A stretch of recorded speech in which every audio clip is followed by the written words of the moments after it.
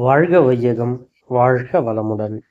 என்னை ஈன்றெடுத்த தாய் தந்தையினர் வணங்கி, அறிவில் மயக்க நிலையில் இருந்த என்னை தெளிவுற்று சிந்தனை பாதையில் அழைத்துச் சென்ற குரு அவர்களை வணங்கி, நாளொரு சிந்தனையாக வேதாத்ரி மகரிஷி ஐயாவுடையது பார்த்து வருகின்றோம். அந்த வகையில் இன்றைய சிந்தனை மனச்சுழல் விரைவு என்பதை காண்போம். இதனுடைய முக்கிய கருத்து என்னவென்றால், மனம் எப்பொழுதுமே அமைதியான ஒரு சிந்தனை நிலையை தான் நாடும்.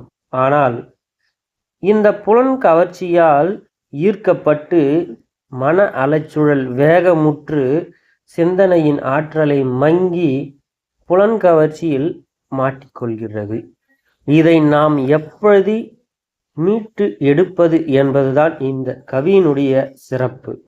கவிக்குள் செல்வோம். மனமெனும் புதினமானது ஜீவகாந்த அலைதான். மனிதனுடன் புலனுணர்வில் அது விரைவு கொண்டு மனச்சுழலோ வினாடிக்கு 14 முதலாய் மாறி பல நிலைகளிலே 40 வரை போகும். மனமதுவே அகத்தவம் ஆகினை துரியம் ஏற்றினால் மலைப்பின்றி 8 முதல் 13 வரையாம். மனம் சக்தி களத்தில் நிற்க 4 முதல் 7ஆம். மறைபொருளாம் சிவகளத்தில் 1 முதல் 3ஆம் என்கின்றார் அருள் தந்தை அவர்கள். வாழ்க வளமுடன். மனம் என்னும் ஒரு புதினமாகப்பட்டது ஒரு ஜீவகாந்த இயக்கமாக இயங்கி கொண்டுதான் இருக்கும். அது நம் புலன் இன்பத்திற்கு அடிமையாகி சிக்கி நம் வாழ்க்கை பாதைகளை மாற்றிவிட எப்பொழுதும் முயற்சி செய்து கொண்டே இருக்கக்கூடிய ஒரு நிகழ்வுதான் அந்த நிகழ்வு.